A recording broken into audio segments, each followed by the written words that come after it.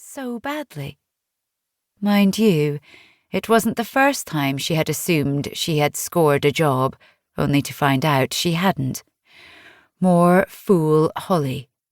Perhaps in her haste to get out of London, she had jumped the gun, with the job in Ascot the shiny pinnacle of wishful thinking. There was a pause.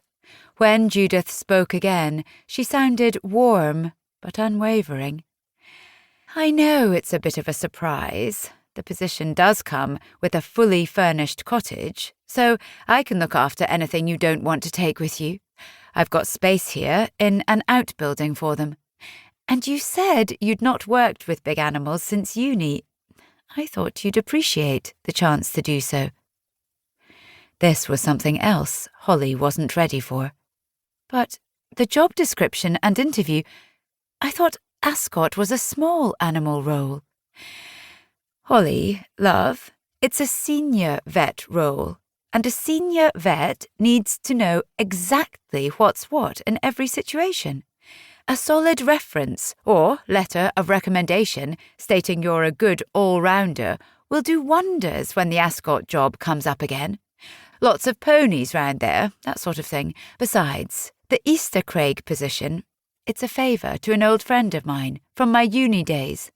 Last locum left abruptly, and he needs someone in, quick sharp. Holly rubbed her eyes and ran through the immediate pros and cons. Pro, it wasn't as if she had any other job to go to, so she could start straight away, saving herself the worry of a few months with no income. Con was, it didn't sound as if she had a say in the matter. I suppose it could be nice, she managed.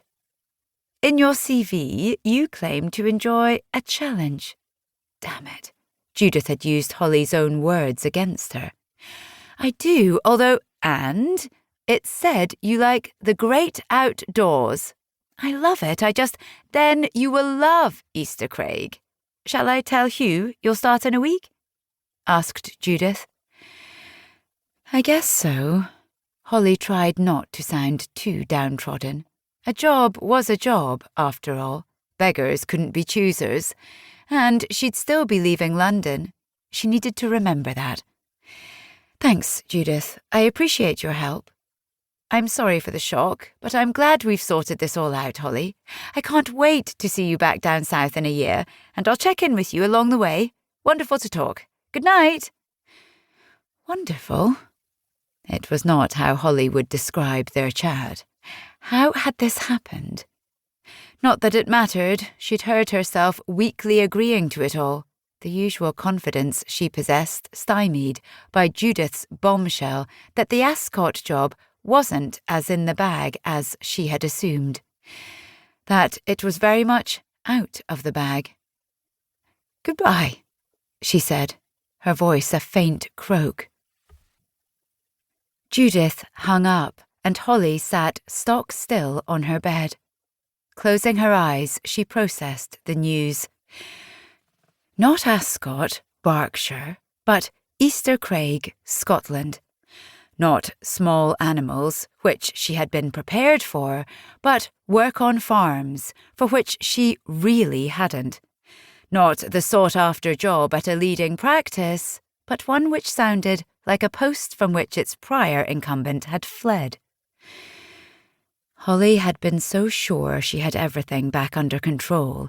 It was only a few weeks since she'd had to leave her last job at the Francis practice. And now she felt as if another had been snatched from her when she wasn't looking. She looked at the map again. Eastercraig truly was the back of beyond, and then some. Although, perhaps, after the humiliating fiasco with the Francis family, some distance, and there was a hell of a lot of distance, would do her good. Maybe this wasn't such a bad plan after all. All of which was how, on an icy January day, Holly Anderson found herself standing on the front at Eastercraig, taking in the view. She had her back to the McDougall veterinary practice and wondered how cold the sea was. Bracing probably didn't.